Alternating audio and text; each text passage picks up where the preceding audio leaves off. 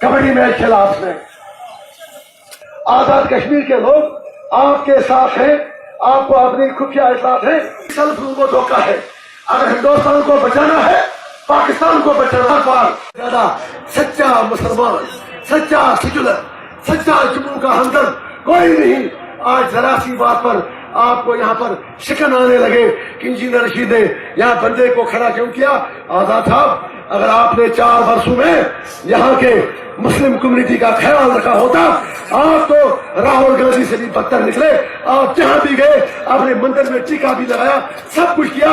हमें आपसे कोई अच्छाई की उम्मीद नहीं है, बीजेपी से हमें कोई गिला ही नहीं है। वो आपके दोस्त कयामत की सुबह तक नहीं बन सकते। कर रहा हूँ, मैं बात कर रहा हूँ तो AIP के लिए, जिसका पैगाम ये है कदम कदम बढ़ाएंगे, जुल्म को मिटाएंगे। AIP का क्या पैगाम, सबको इज्जत, सबको काम।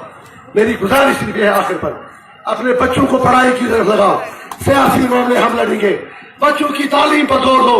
वो क्या, मैं आखिर पर उम्मीद रखूं, मेरा गला भी बैठ गया, 10-15 दिन से अकेला लड़ रहा हूं पूरे नमरूद और फिरौन की फौज के साथ। मेरी आपसे गुजारिश है, क्या आप कम से कम इतने वोट हमें दे दोगे? आप ये ऊंचे ऊंचे पहाड़ देखें, दर्रे देखें, पहले यहाँ की डेवलपमेंट वो कहीं पूरे जमहूरिये में नहीं है, मां सिवाय 2 डिस्ट्रिक्टों के। मुझे उनकी जिद नहीं है क्योंकि वो प्लान है। जब तक आपका फंडिंग पैटर्न चेंज नहीं होगा, इनकी तकदीर नहीं बदलेगी। दूसरी बात, जिस तरह से कांग्रेस और बीजेपी एक कम्युनल पॉलिटिक्स खेल रही है और PDP और MC उनकी लोंडियां बन के रह गई हैं, इंजीनियर रशीद ने मुनासिब समझा कि मैं लोगों से कह दूं कि जहां कांग्रेस ने आज रमन बल्ला को मैंडेट देके एक मेजॉरिटी कम्युनिटी को मतलब डिप्राइव किया, PDP और NC उनकी बी टीम बन गई।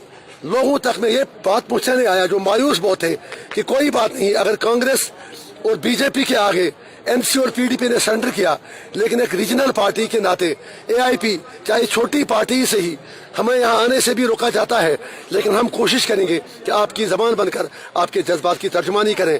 और इसीलिए हमने यहाँ पर अपना पार्लिमानी उम्मीदवार शहजाद शबनम दीवान खड़ा किया है।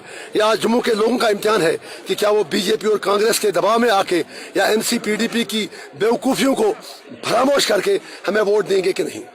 जब तो मैं आपसे बताता हूँ, मैं 10 साल से MLA हूँ, आपको भी मालूम है कि मुझे यहाँ आने नहीं दिया जाता। अब यहाँ हर सच बोलने वाले की जबान जब काटी जाए तो ऑब्वियसली डर और खौफ है। खौफ और डर इस बात का कि मैं एक 2 टाइम इलेक्टेड MLA, एक पार्टी का प्रेसिडेंट। 29 तारीख को हमने रजौरी के लिए जलसे के लिए परमिशन मांगी थी। कल जब मैं रजौरी पहुंचा तब तक हमें कहा गया अभी आपको परमिशन मिलेगी।